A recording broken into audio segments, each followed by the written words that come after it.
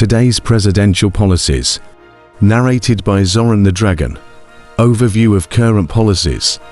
Welcome back, young thinkers. In this chapter, we'll explore how some of today's presidential policies echo the tactics used by fascist leaders in the 1930s.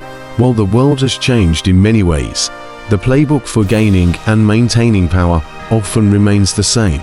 Let's start by looking at a few key policies and actions from recent years. Immigration and border control. Harsh immigration policies, such as family separations and the construction of border walls, have been used to stoke fear and division.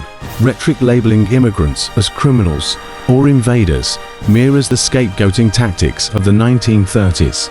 Attacks on the media, phrases like fake news and enemy of the people, have been used to discredit journalists and undermine trust in the press.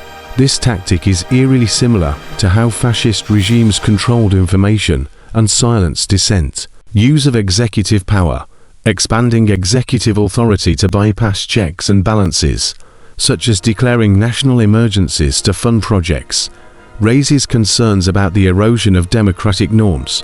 Exploiting fear and crisis. Politicians often use crises, such as economic downturns or public health emergencies, to justify extreme measures and consolidate power. Comparison with 1930s fascism. Now, let's compare these modern policies to the rise of fascism in 1930s Germany. While the contexts are different, the patterns are strikingly similar. Scapegoating minorities. In the 1930s, Hitler blamed Jews, Roma, and other groups for Germany's problems.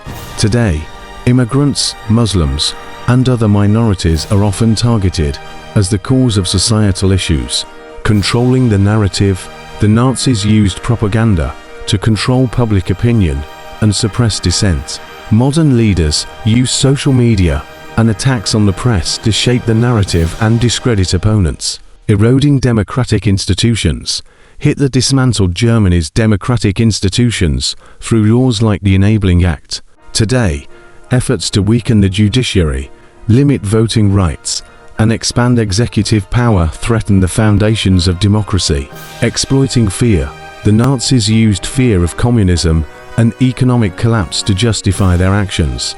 Modern leaders use fear of terrorism, crime, and economic instability to rally support and justify extreme policies. Zoran's insights.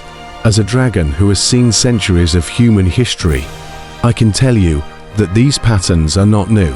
The tactics used by authoritarian leaders, whether in the 1930s or today, are designed to exploit fear, divide people, and consolidate power. But here's the good news. History also shows us that these tactics can be resisted. When people come together to defend democracy, speak out against injustice, and hold leaders accountable, they can prevent history from repeating itself. Zoran's quote on the topic: "The shadows of the past loom over the present, but the light of truth and courage can dispel them."